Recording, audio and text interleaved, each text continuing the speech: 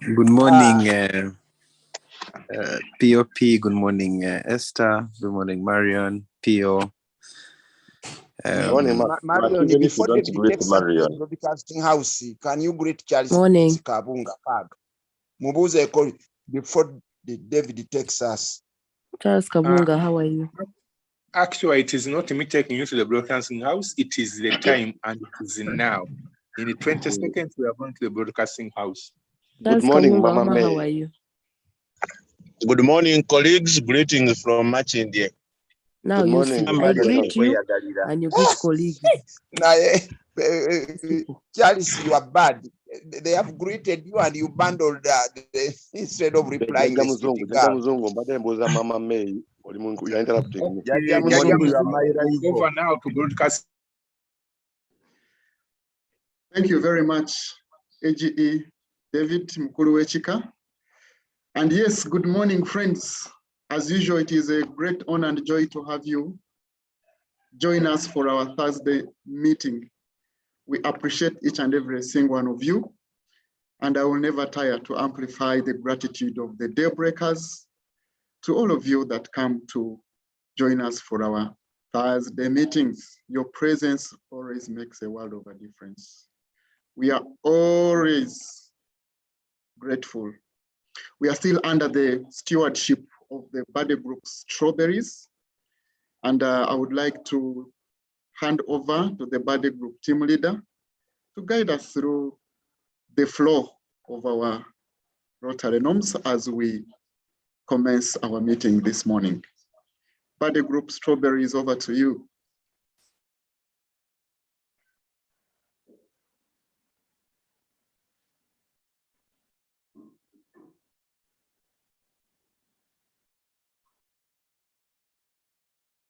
Rotarian Irene, kindly guide us through the flow of our Rotary norms to start us off today.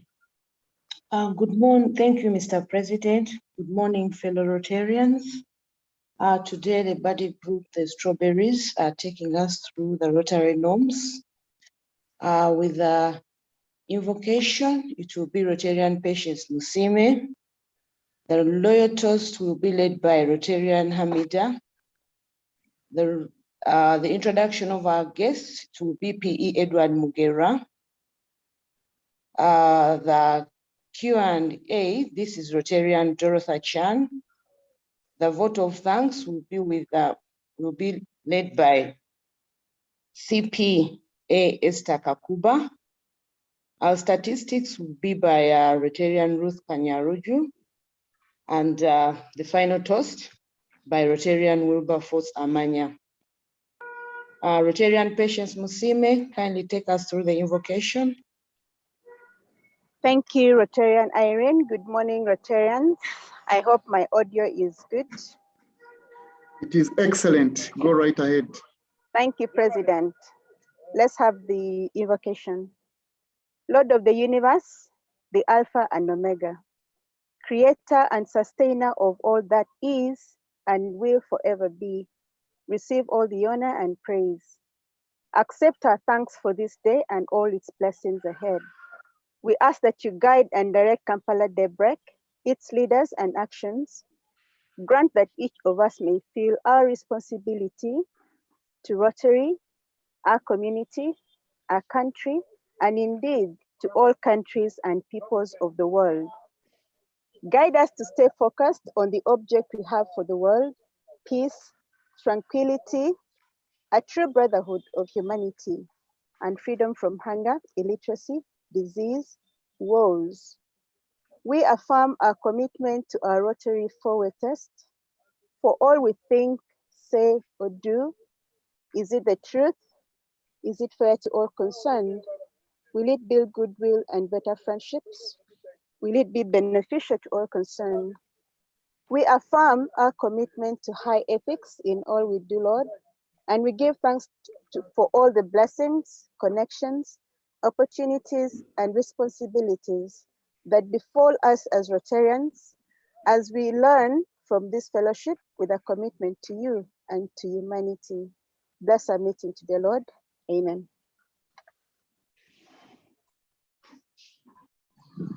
Back to you, President. Thank you very much. Rotarian Hamida, kindly give us the loyal toast.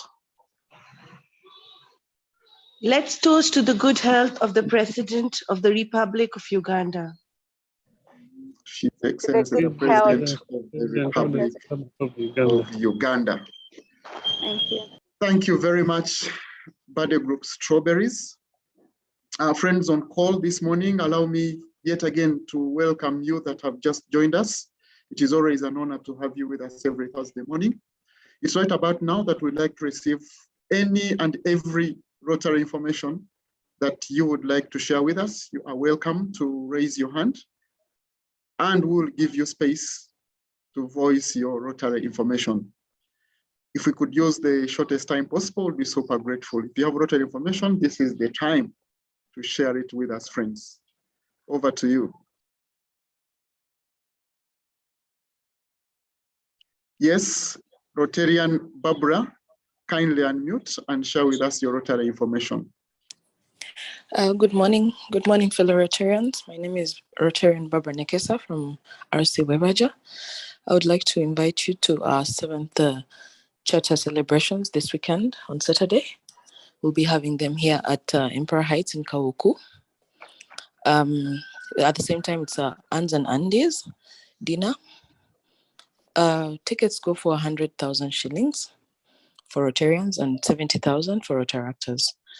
You're all very welcome. If there's anyone that wants to buy a ticket and join us in the celebrations, please inbox me and then I'll get back to you.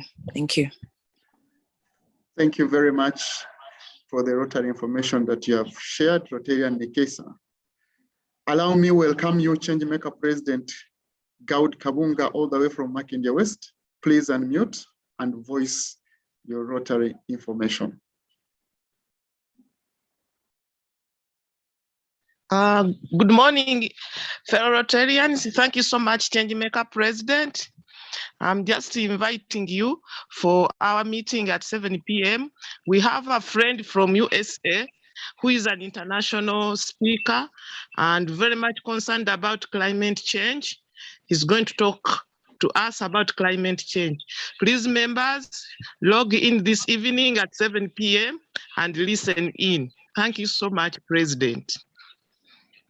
Always a pleasure. Kindly share with us your flyer and we'll be able and happy to join you. Rotarian and PE Marion Natukunda, all the way from Alasi Chiwatule, you're welcome to unmute and share with us your Rotary information. Thank you, President Frederick. I hope I'm audible. Very audible. Thank you. One, the Rotary Club of Chiwatule, as always, every last Wednesday of the month, we have our movie fellowship. And 30th of March, we shall not be at Kabira Country Club. We shall be at Century Cinemax, where we shall be watching a movie called Ambulance. And this is going to be at exactly 7 p.m. And our tickets go for 20,000 shillings. And these proceeds go to our service projects of the club. It's a very interesting movie. If you go to read if you read about it, but also watch the trailer. President, I'll send you the flyer and then you'll have to share it maybe later on A or B during fellowship. But you're welcome, and member of the Esther is always a representative from Daybreak, but also mobilizes others to join. Then this weekend, President, on Saturday, we have the Rotary Leadership Institute 20th intake of undergraduate class.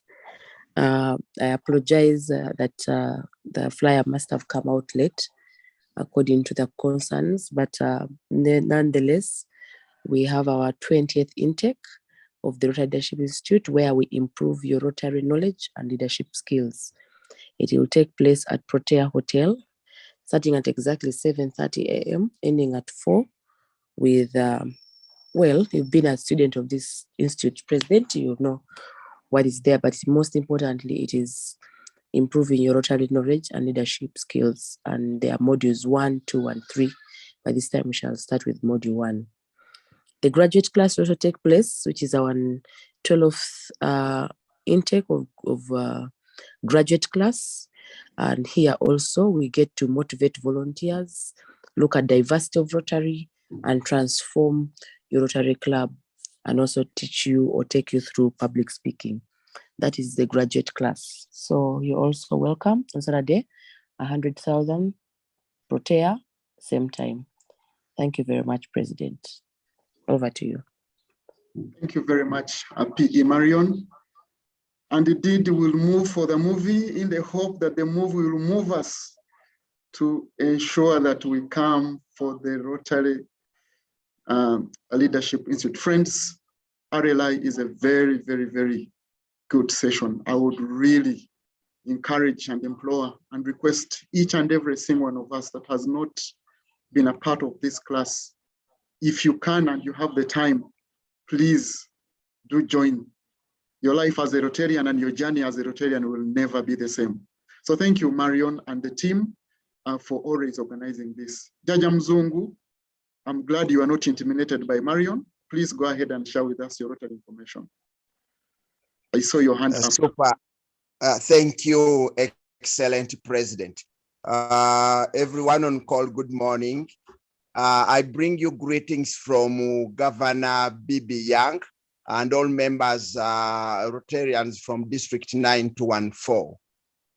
President, I'm here to invite all of you to come to District 9214, the Rotary Club of Muyenga, on the 6th of April. What is bringing you to come and partake of all the eventful day, the activities that are gonna be there that evening, when we are hosting all the Wednesday clubs. Now, the thing is not only Wednesday clubs, but all the clubs are invited. We are going to have Dr. Bitature talking to us about the Ukraine-Russia war and how it has impacted on the world economy and also Uganda. And we shall have a bash as well. We shall have a lot of drinks and it's all on house. It's not a ticketed event. So friends, come and enjoy with us 6 April at Las Vegas, not at Hotel International. And friends, we have again managed to get another big fish to Rotary. We inducted yesterday the Deputy Governor Bank of Uganda is now a Rotarian. So we are happy that we are going to continue rubbing shoulders with the Bank of Uganda. Thank you very much, CMP Frederick Takule, the excellent one. Thank you very much, Dr. Mzungu, for that great information. Indeed, we hope to join you in Las Vegas, and what happens in Las Vegas stays in Las Vegas. Okay, friends, in the interest of time, allow me request that for the rest of the Rotary information that you may and you could have, please channel it through our chat section and we'll give it the due attention that it duly deserves. So as I request the PE to prepare to unveil our guest speaker, allow me remind all Rotarians of Rotary Club of Kampala Daybreak that next week, Thursday, the 31st of March, this very year of the Lord, the usual meeting time 7 to 8, we are going to be having our AGM.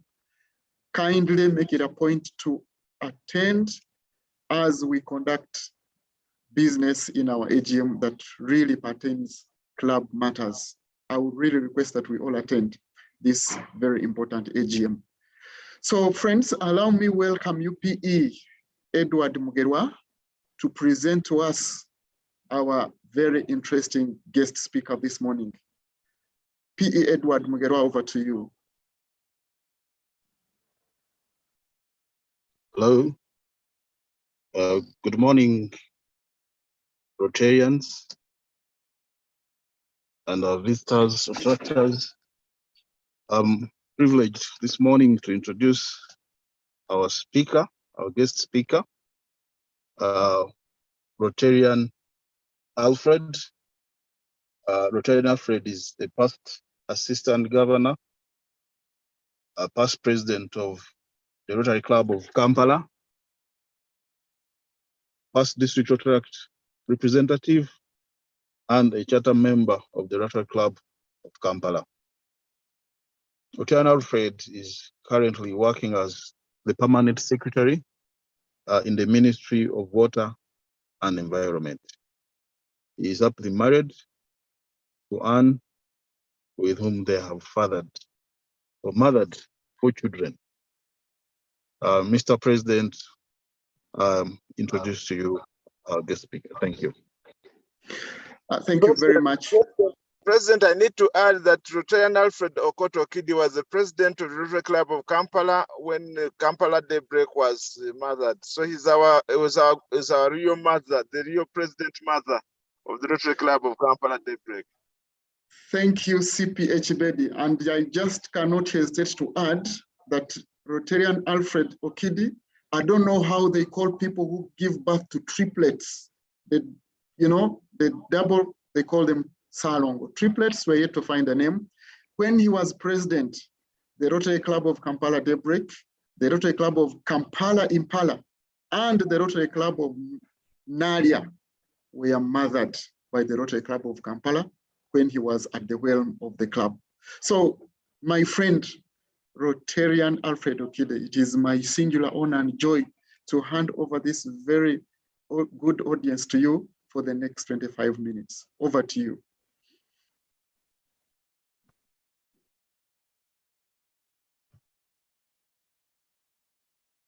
Thank you, President Frederick, members of the Rotary Club of Kampala Daybreak. It gives me pleasure to touch base again. I hope I'm clear, Mr. President. I'm not turning on the video because I don't want the network to be interfered with. You are excellently clear. Go right ahead. Thank you. So, Rotarians, Retractors, guests, ladies and gentlemen, it is a privilege for me to share this moment, this morning with you to touch on the topic of water and sanitation in economic and social development of Uganda. Water has been recognized globally as central to development.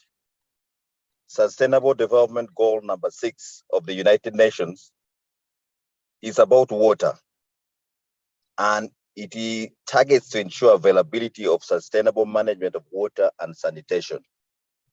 The emphasis is on affordable drinking water, to end open defecation. Mr. President, nearly 1 billion people in the world still practice open defecation, about 880 million. Improve water quality, wastewater treatment and reuse, and increase water efficiency, fresh water supply, integrated water resources management, and restore the water ecosystem. Here in Uganda, the role of water has been recognized in our constitution, and the objective of the constitution number 8 talk about the protection of natural resources, including water. And when you look at objective number 21 about clean, safe water, it states the state shall take all practical measures to promote a good water management system at all levels. And chapter 4 guarantees all Ugandans a right to a clean and healthy environment. That includes water. In terms of access to water, as a country, we are not doing very badly, but a lot still needs to be done. In the rural areas, we had 6 and 9% coverage. And access, when you talk about access, that is in the rural areas, people walking not more than half a kilometer to access water. In urban areas, less than 200 meters. So in rural areas, we had 69%. In urban, we had 71% for water. When it comes to sanitation, in terms of the basic sanitation, just the basic sanitation, in rural areas, we had 75%, and in urban areas, 85%. But when I talk about improved sanitation, which is the piped sewage, for example, and then you look at the on-site sanitation, which is decent and eco-friendly, like some of the septic tanks solutions, we had 36% in urban and a paltry 12.6% in the rural areas. The target of government is to ensure that everybody has a clean and reliable water source in each and every village in the country. And for sanitation, the emphasis is on decent sanitation, which is the improved sanitation. Therefore, Mr. President, a lot still needs to be done for us as a country. The role of water in the improvement of the economic well-being and social welfare is, without saying, immense. What I can say, Mr. President, is that the importance of water is appreciated by everybody, but not the economic value of water. The global statistics indicates that at least 80% of all the jobs, directly or indirectly, depend on water. In Uganda, 70% of the population is involved in agriculture, but it is dependent on rain. With climate change, we know the impact on the peasant farmers, which is dire. Uganda has the capability of irrigating at least 3 million hectares of land. However, Mr. President and members, we only irrigate not even 1% of that. Hence, putting our farmers at the peril of climate change, for which we are not really responsible as a country, because this is man-made because of industrialization. If only the farmers could go into irrigation, from the schemes that we have constructed, small and large alike, we actually see the income of the farmers going up 5 to 6 folds. Hence, the importance of water in the economic transformation. Actually, farmers were engaged in irrigation, agriculture. Within 2 seasons, they moved from peasantry to middle income. So if only we could bring the 3 million hectares under cultivation, this country would be developed. But it requires a lot of money, a lot of money. Climate change, as I mentioned, is impacting on agriculture, which is the biggest employer in this country, adversely. The quality and the quantity of the water available for production purposes and for drinking is dwindling. A typical drought or flood reduces the GDP by between 2 to 10% in developing countries. A 2% rise in global temperature is predicted to cause 20 to 30% of sub-Saharan Africa a waste. And this will actually impact negatively the people who live in these areas. it could easily, and it will actually lead to migration where this resource is available.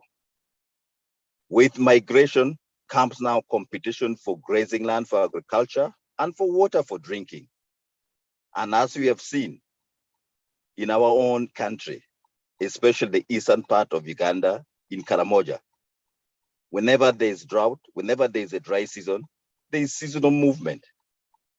And with the seasonal movement comes the issue of security or insecurity, which negatively affects economic development and creates conflict and tension in the neighborhood. Water is a catalyst for industrialization. All industrial processes virtually need water, but they also generate waste at all levels, which we have to manage through appropriate wastewater management. The human resources of this country, of the world, need to be healthy to be productive. And water is crucial for that. 60% of diarrheal diseases is due to poor quality water.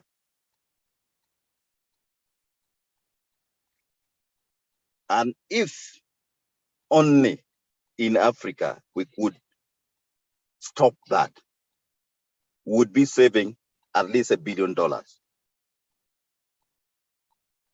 When I look at the other sectors of Uganda's economy, such as tourism, which before COVID-19 was the #1 foreign currency earner, they are heavily dependent on water.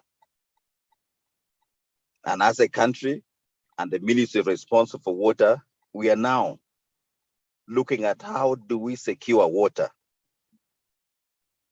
for these animals in these protected areas if we are supposed to get back to the levels where at least annually we have $1.2 billion coming into the country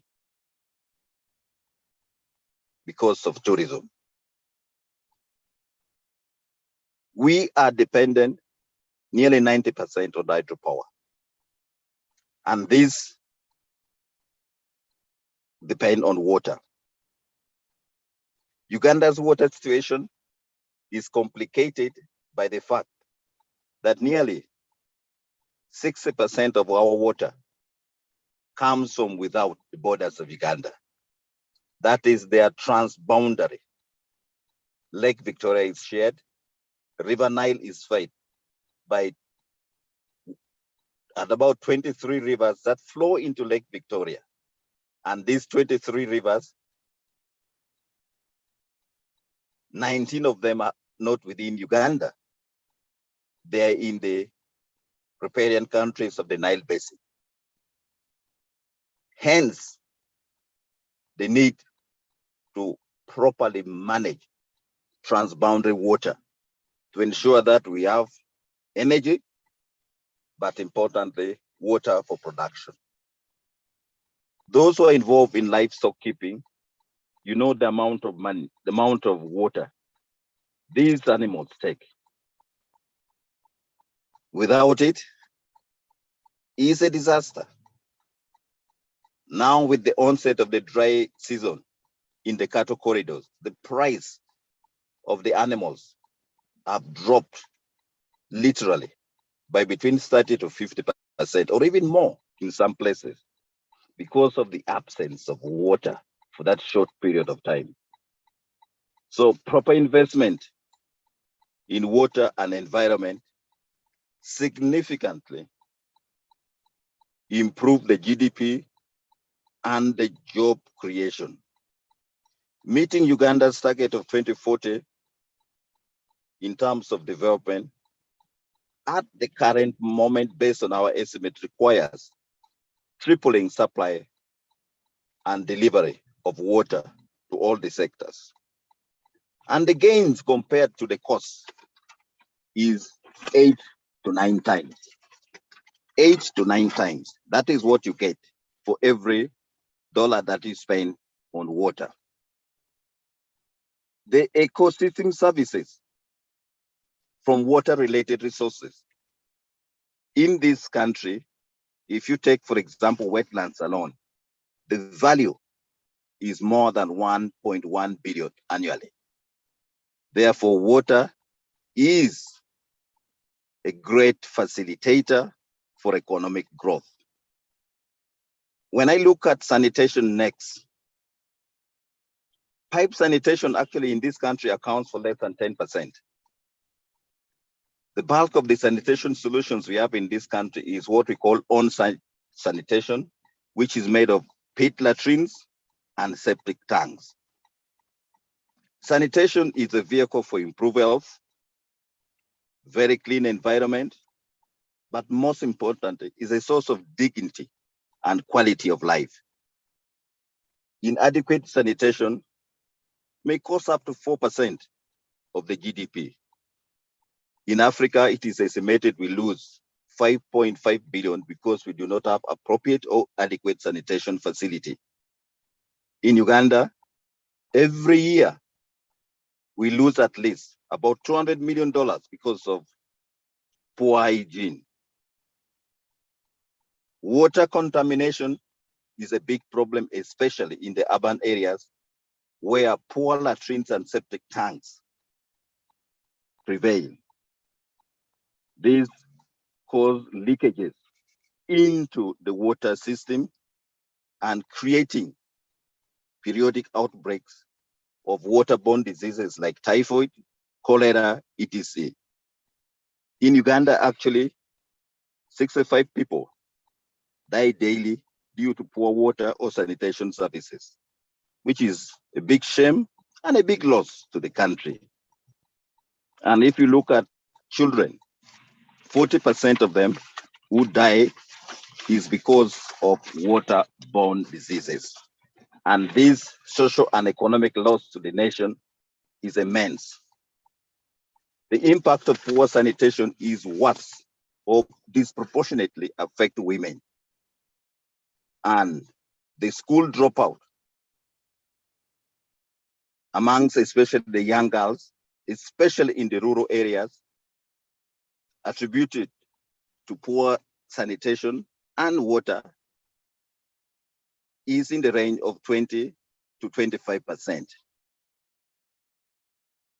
Poor sanitation actually entrenches poverty because in some instances, we have noted families spending up to 40 to 60% of the meager family budget on treating diseases due to poor sanitation. These not only affect the families, but the impact is actually worse for children. Their performance are impacted and attendance in school compromised. Globally, it is estimated about 3.2 billion working hours is lost due to poor sanitation. And if you convert that in monetary terms, the figure is colossal. Therefore, we need to invest in appropriate water and sanitation facilities. The immediate gain is to the tune of 5% of the GDP. So what do we need to do as a country? First and foremost, we need to preserve the water towers, which are the forests, mountains, etc. These are homes of the water that we use day in, day out. Let us allow nature to clean water through swamps that we know as the sponge of the earth and the lung of the earth too. And let us ensure the tree covers and other vegetations are in place to help in the filtration process. The benefits are immense, but this will also lead to lower costs of treating water. The cost of water treatment by national water at Gaba has gone up tremendously, and we are paying nearly double what we used to pay 10, 15 years ago. And this affects our ability to spend on other essentials as a family. We also need to invest in better technology, which are more reliable in terms of the quantity and the quality of the water they produce. We need to walk away from the boreholes and get into motorized solar solutions. In the rural areas, as Rotarians, we need to educate our members, our families, to ensure that they use clean containers. It is painful to see clean water going into dirty jerry cans, hence affecting the health of the entire family. Sanitation is not only health, but wealth if exploited. The opportunities in terms of manure, in terms of briquettes, but also in terms of energy generation that we need to tap as a country, hence lowering the costs of provision of this, but also providing income for households. We need to demystify sanitation, and we need to look at it as hygiene and health. Normally, we talk about sanitation as a waste, something which is an inconvenience. Investment in water supply is needed together with improvement in the quality. Eco-friendly on-site sanitation management using biodigesters should be adopted, especially in hilly areas like Kampala, as opposed to septic tanks. Septic tanks require periodic emptying, but if not well constructed, create leakages that affect the water quality. And these biodigesters, if well done, also produce manure that you can use in your backyard or on your farm. At the children level, we need to start engaging them early. And at every stage of education, the issue of sanitation, especially an hygiene, need to be integrated. As a country, I said we do not appreciate the value, the economic value of water. There is need for us to pay for ecosystem services that are generated from water and the environment generally, so that future generations can also sustainably enjoy. Climate change will restrict, as I mentioned, the quantity and the quality of the water that we have access to right now. We need to start thinking of reuse. Many people think we have River Nile, we have Lake Victoria, plenty of water. Research shows at one point in time, Lake Victoria dried up, and it can happen again. So sustainability demands that we need to look for how we can reuse this water. Water is a right, I agree, and it is captured in the United Nations Declaration, but it's a right that ought to be paid for. In Kampala, nearly 30% of the water produced by national water is not sold, partly due to technical losses, but partly because it is stolen instead of paid for, hence affecting the end tariff for the few who pay. At household level, we also need to improve how we handle the free water that God gives us, the rainwater.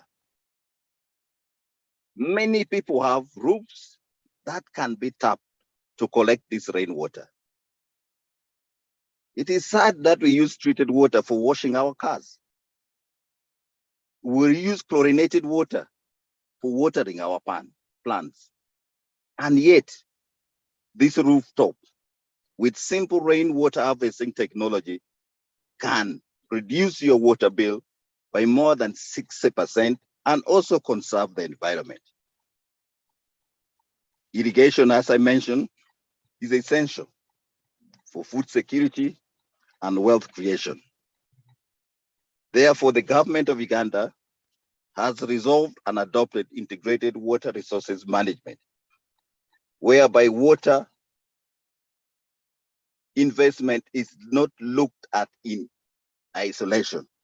We looked at it as integral part of a chain. You look at where is this water coming from? How can I ensure that the water is available all time? How do I make the water use efficient and the quality okay? So you invest in where the water is coming from, you invest in the processes, and also emphasize efficiency in its use. We have, because of climate change and the declining underground water access and increase in population, we have now moved into bulk water supply. Hence, projects like Isinjiru to Mbarara water supply system, Karomagulu water supply system, the Lirima gravity flow schemes that serves the mountains of Mbale coming down to Tororo, etc. We have also adopted a multi-purpose water usage. We don't look at water from a source purely for drinking, but we look at it in totality. If the quantity can allow us to do irrigation, why not?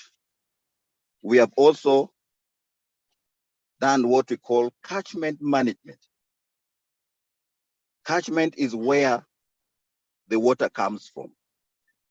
Uganda has 4 catchments. We have developed catchment management plans for the 4 catchments, but there are sub-catchments, and we are 70% of this development. This should guide our investment in water. On the side of sanitation, the emphasis is now on appropriate and affordable sanitation.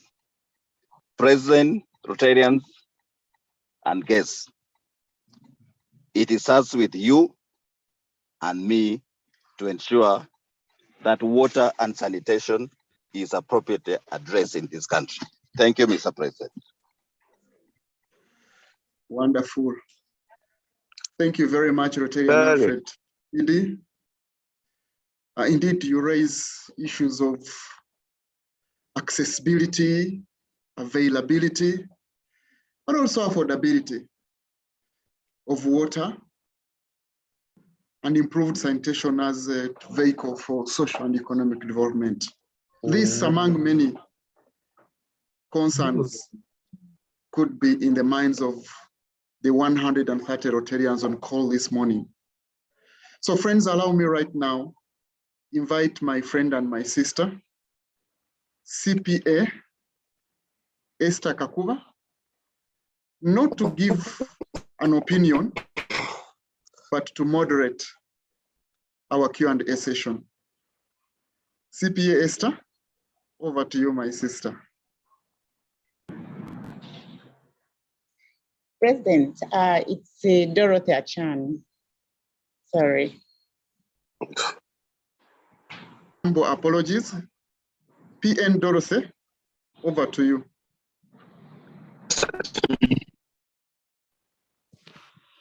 Yeah, thank you, President, for giving me this honor.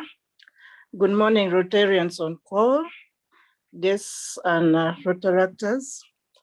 My name is Dorothy Achan, and I'm glad to take our excellent presenter, Rotarian Alfred, PP, PAG, for the wonderful presentation. We're going to take some of the questions from our members on call. Let me see if there's a hand up. I'm not seeing a hand up yet.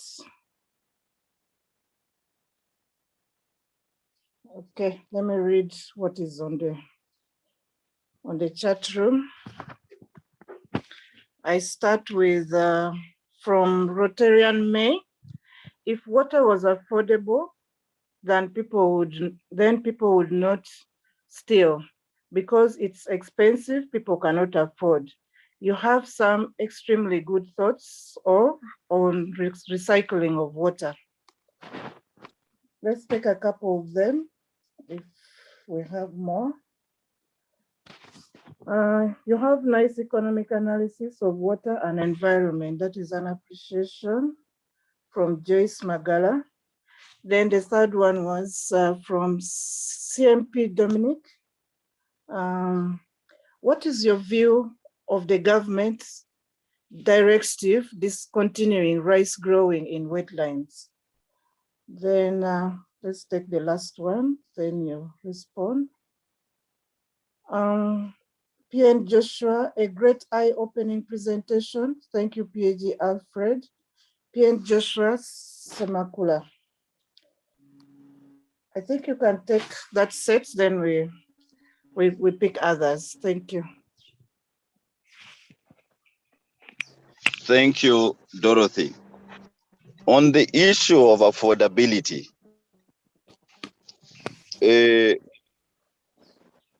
we operate dual tariff. There's what we call the pro-poor tariff, and then the other domestic or industrial tariffs. The pro-poor tariff, those who sell water at the public standpipes, or those who have prepaid meters, the water is sold to the vendor by National Water or the umbrella at 25 shillings per jerrycan. And they are supposed to sell to the end consumer at 50 shillings. And that is for 20 liters. And I don't know how many things are cheaper than that, because that implies a liter of water is literally 2 shillings and 50 cents.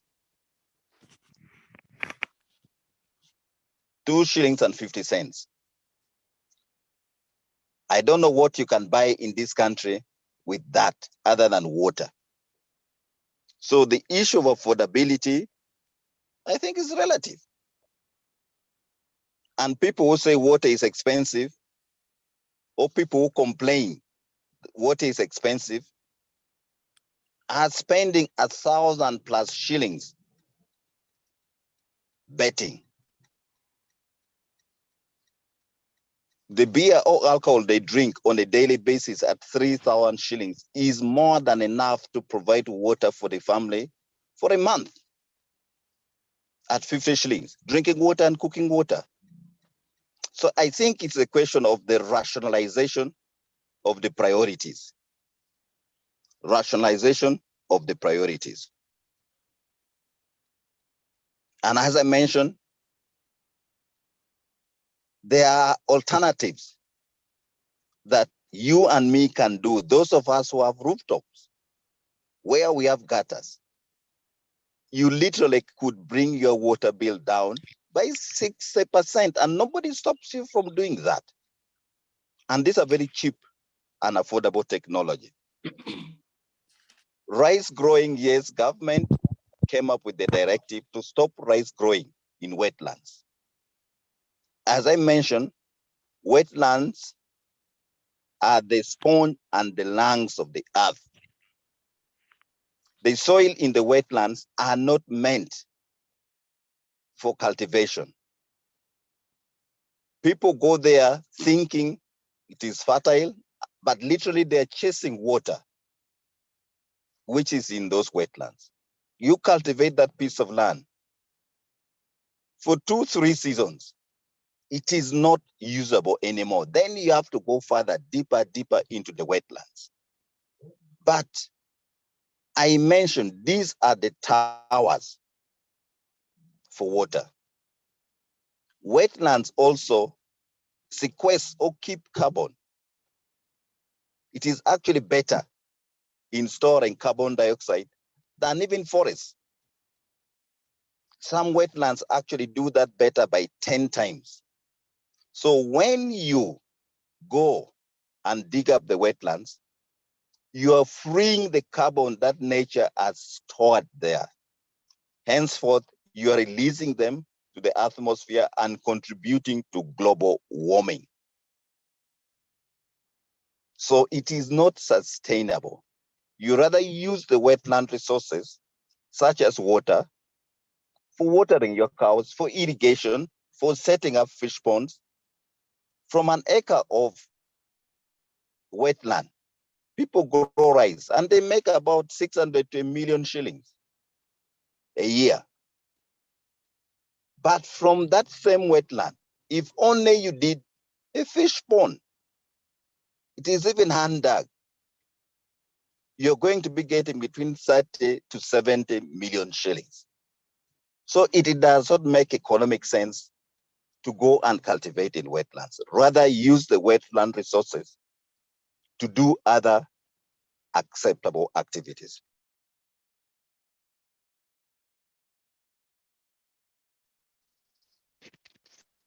Thank you for responding to those questions. Let me take more from the chat room. I have from Jaja Mzungu. With all this knowledge about the importance of water and environment, what is wrong then that we are every day seeing the degradation of sources of water like swamps, wetlands, rivers, lakes, unabated in the name of development? What can be done to save the situation apart from telling each one of us to be responsible? Let me take another one. PN Joshua, is there an effort for a regional collaboration on water sanitation? PN Dorothy, we can't hear you. You might need to amplify your voice. Okay. Okay. Is there an effort for a regional collaboration on water sanitation, given that 19 external rivers pour in Lake Victoria? I hope you've heard that. Then another question from CMP Martha. Thanks so much for the great knowledge you have shared. If one was to engage in water accessibility in the rural communities, what actually should that kind of project prioritize in making sure the project serves purpose? Thank you. I think we can take the three.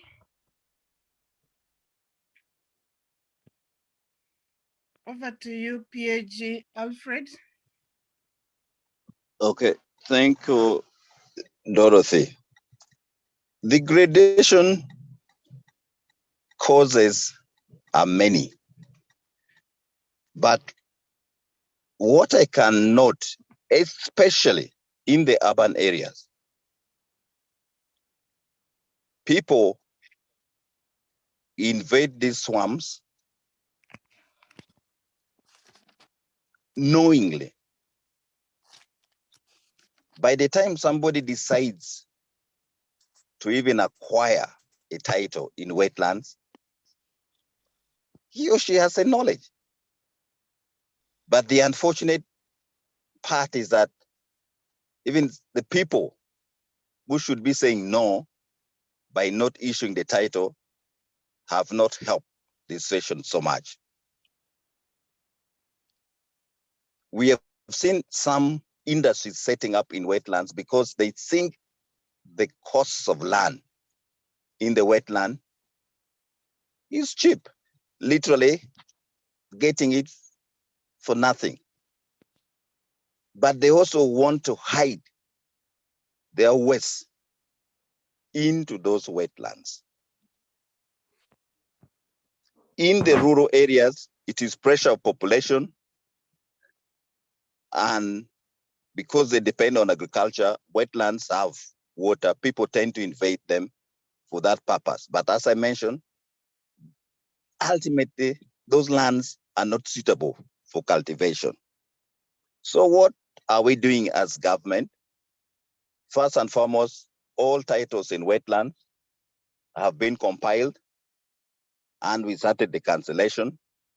The process was halted because the same degraders have gone to court, and in the interest of justice, they have to be listened to. So titles that were illegally issued on wetlands, title issued after 1995, as far as we are concerned, are illegal and are to be cancelled. But it is now subject to court process. The directive is also very clear from cabinet to evict those who are in wetlands illegally. We have started the process by engaging the people again, together with the local leaders, before we go for other measures to free the wetlands from those encroachers. There is regional collaboration, yes, on this shared resource called water. And we do it through what we call transboundary water management. Uganda is part and parcel of the Lake Victoria Basin Commission that looks at Lake Victoria and the rivers that flow into it. The headquarters is actually in Kisumu, and periodically we meet, we plan, and there are projects we do on these transboundary water systems, like Sio Malaba between Uganda and Kenya. We have Kagera between Uganda and Tanzania, to mention but a few. We also have the Nile Basin Initiative that is supposed to manage the River Nile Basin as a unit. We are in the process of formalizing it legally, and we are waiting for 2 countries to ratify the cooperative framework agreement, and then the Nile Basin becomes a commission with legal backing, and it will be recognized internationally. In rural areas, there are opportunities to engage in water supply. In Uganda, the bulk of the rural areas right now are supplied using underground water. The current technology of hand pumps are not suitable for domestic water supply. Hence, governments shift to go for deep boreholes or production wells, where we can motorize them with pumps, primarily solar, and we provide water for people over a longer distance and allow people also in rural areas to connect water into their homes. So that is the opportunity where we all can engage. And solar is becoming cheaper and cheaper. And with some small money, one could actually set up a personal or a community-based system for supplying for domestic water. Thank you, President. Thank you, PhD Alfred. I see our own DGE Mike Sebalu. Your hand is up. Kindly unmute and ask your question. Yeah, thank you very much, moderator. And thank you very much, Ndugu Alfred. That was very, very timely and very useful information. What you've shared may appear obvious to those of us, but it may not be that obvious. What are you doing as a ministry to create public awareness of good water management and practices to promote hygiene and also socioeconomic development. For instance, you've talked about clean water being put in a dirty jerrycan. Yeah, that may seem so with the rural people, but how many of us in the affluent residential areas of Kololo, Nakasero, Muyenga, Naguru do regularly check the water tanks that act as reservoirs for our water in terms of cleanness? And how then would we use such as a common practice, even in the most affluent, to ensure sanitation? Thank you very much. Thank you, DGE. Can I take from, I see Rotarian Joyce Magala, your hand is up. You can unmute and say. Yeah, thank you very much, President. And I thank PAG Alfred for the good presentation. I'm just following up on the self-supply of water, for example, in homes or in institutions. There is a growing concern that obstruction permits have to be acquired. I would like PAG Alfred to clarify that, because it's a growing concern and it seems people are not quite aware of what is supposed to be done. Thank you. President, may I request you for some 5 minutes? We are already at 8 o'clock. Okay, I think we'll strictly use the 5 minutes. Kindly take the last hand, and there is a question from DS Jane, and then we'll end the question set there, and our guest speaker can respond to those. Yeah. Thank you, President. Can I call upon CPA William? Please unmute and ask your question. Thank you so much, President, and thank you so much, moderator, and our presenter, Rotarian Alfred, for that very good presentation. Me, I'm following up on wetlands. It is quite funny that that government actually takes it as a last, as if it is an afterthought to cancel these developments in wetlands, when in the first place, when they are being developed, the developments and activities taking place are being seen. When you walk around most of the swamps, for example, wetlands surrounding Kampala, you will see very many activities taking place. So the question always is, and what always bothers me, and maybe probably the public, is why do we allow such activities take place, developments take place, and then it comes as an afterthought to come and cancel and say, get off the wetland. Secondly, Rotary Alfred has talked about cancelling titles for illegal wetland occupants. But my question is, maybe probably we need to be related. Who are legal occupants in wetlands and who are illegal? Probably we need also to understand that. Thank you. Thank you for your question, Rotarian William. I think we have a set of questions from Emma. Emma Worry is asking a similar question. What will happen to wetlands degazetted by government like Namamve industrial area for government-related activities? And he also asked, insatiable greed for land by the rich and well-connected is the reason quite a number of wetlands in the country are now degraded. Members, allow me stop here on questions. The rest can we hold on and do on Echimeza. PhD Alfred, please take the above questions.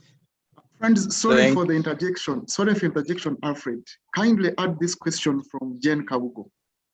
I feel it's critical that we respond to it. She asks, has the Rotary USAID water project had any impact on water availability in the selected districts. If you could add that to your set of questions, that will mark the end of our Q&A session. Over to you, Alfred. Thank you, President Frederick. Thank you, my governor. On the issue of public awareness, yes, we do public awareness. Every scheme that we develop, we go through a process of engagement even before we start the design, to talk to the community and educate them. And in the process of the construction itself, we have a team of sociologists that interfaces with the community to share with them best practices, the do's and the don'ts. We also have events like the Uganda Water and Environment Week, which is happening right now. It is a forum that we use also to talk about water and environment. We have regional offices, actually 6 of them, and these centers that we address the regional issues from. And rightfully you mentioned the issue of dirty containers is not only for rural areas, but also in urban, because even the tanks we have on our roofs need periodic maintenance and cleaning. But again, I call upon Rotarians. Water and sanitation is one of the pillars, and let us make sure that every Rotarian becomes an ambassador of water and sanitation. Rotarian joint self-supply is allowed, especially in circumstances where the gazetted water authority is not able to supply. You make an application to the Directorate of Water Resources in Port Bell. Your application will be assessed and permit issued based on its merit. But this permit is also not forever. If the authority gets to a situation whereby they are now able to supply water to you, then you'll be given notice to decommission your self-supply. This is to bring really sanity and avoid also over-exploitation of the water aquifers. Even the underground water, as we know it, is not unlimited, and it is shared resource. So we need the permit to regulate that usage. Wetlands, illegality, you know, the way you have criminals all over town doing ABCD, stealing mirrors, breaking into houses, we have the same, unfortunately, for the wetlands. They are criminally minded people who go and obtain titles. And the moment they have the title, then you start seeing them with those construction, and we therefore have to go after them to enforce. And this has to be done using legal means. So why don't we get it right from the very beginning? There were weaknesses in the past. What we have now done is that we have digitized and have coordinates for all the wetlands in the country. And we have given this to the Ministry of Lands, and they have inputted it into their management information system, so that whoever wants now to get a title in a wetland today will not be possible.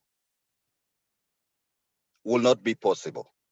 But there are those who already acquired titles illegally. Those are the ones we are now going after to cancel. Illegal titles are titles issued after 1995, because the law was passed and wetlands were secured, and they are supposed to remain as wetlands for the unique purposes God created them. So they are those titles that were issued after 1995.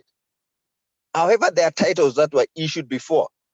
If you go to Chigeze, for example, there are people who have titles of 1956, but they're in wetlands. So we regulate the usage of the wetlands by such people. They are the do's and the don'ts. They are not supposed to drain the wetland. They are not supposed to cultivate. They are not supposed to mine sand in them, etc. But other activities, like getting water from there for irrigation, or getting grass for mulching, or using it for ecotourism is allowed. And some of them have actually, especially in Chigeze and Bukedi, have come up and they said, give us money and we walk away from this wetland because it is of immense importance to the nation. So that is a positive development. As a ministry, every wetland by 1st July this year will have a site manager and assistants who are going to be tasked with policing the wetlands. Right now, because of its nature, you don't have, unlike in forests or in the game parks where you have rangers and wardens. So we want to make sure that every wetland has a site manager and has also assistants that are going to help in policing, monitoring, but also engaging with the communities around the wetlands about the do's and the don'ts. And that we believe will enable us to have better management of the wetlands. We are also going to have in place environment rangers who are going to be solely focused on the management and enforcement of this precious resource. So with that in place, together with the site managers and their assistants, I do believe we'll see better protection of the wetlands. Yes, PAG, yes, was the Rotary US collaboration impactful? Yes, with the USAID, it is very, and I would like to laud especially the team from Rotary, the WASH project that participated in this partnership. We did more of such. I think as I speak right now, there are some Rotarians from Canada who are trying to do the same to address some water supply system in Chenjojo. So it is impactful, and would like to say thank you. And I think I've said it before, and I say it again, it is a very useful partnership. Thank you, President. A poem I take, Rotarian Alfred. Now, from myself, I would like to say thank you for the presentation. Though my school of thought, maybe as a takeaway, is you've spoken about water is life. And to me, I think as government, we should have some kind of strategy on how to retain the water and how to supply the water in the rural areas. You said that water is impacting the girl child in school. I would like also to understand what you're doing. Why don't we as government supply schools at a subsidized rate of water so that our girls can remain in school? Then you spoke about tourism and hydropower. How do we support these sectors so that we have constant power and also maintain our tourism? That's my school of thought to you. Thank you, Maria.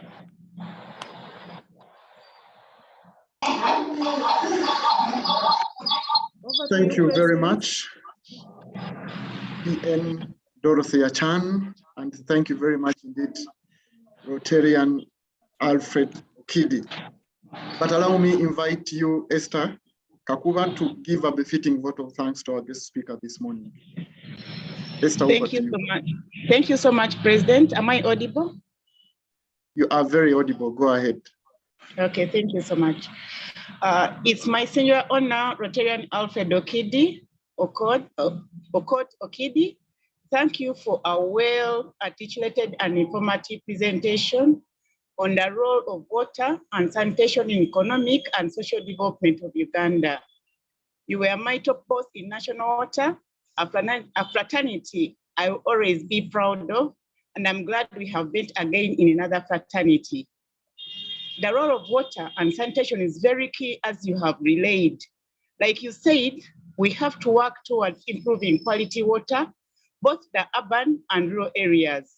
We have taken note of your presentation, and as Rotarians, we shall take into account all the mitigations you have shared to preserve the water towers, such as mountains and trees, among others, to protect the water sources and also sensitize the communities around us about sanitation. We have also noted that water management improves the country's GDP and job creation, and therefore it's imperative to invest in sustainable water facilities collectively as a country. Like you said, it starts with you and us address the problems of water in this country. We pledge our allegiance to this call, and we shall be ambassadors in water and sanitation.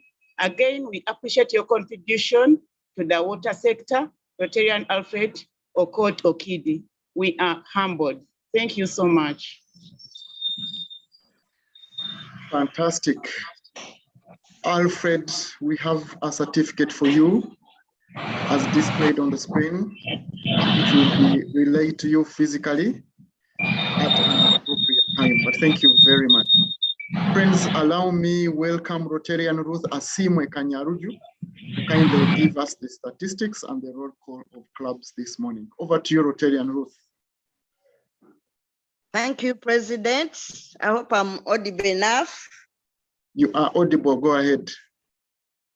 Yes, here are the statistics. We had 132 participants. Thank you very much, all of you. We had 40 visiting clubs, 1 Rotary club, 2 guests, and allow me to mention them, dear President. This is Marion Onyoin and Lynn Lydia. Then we also had our own members.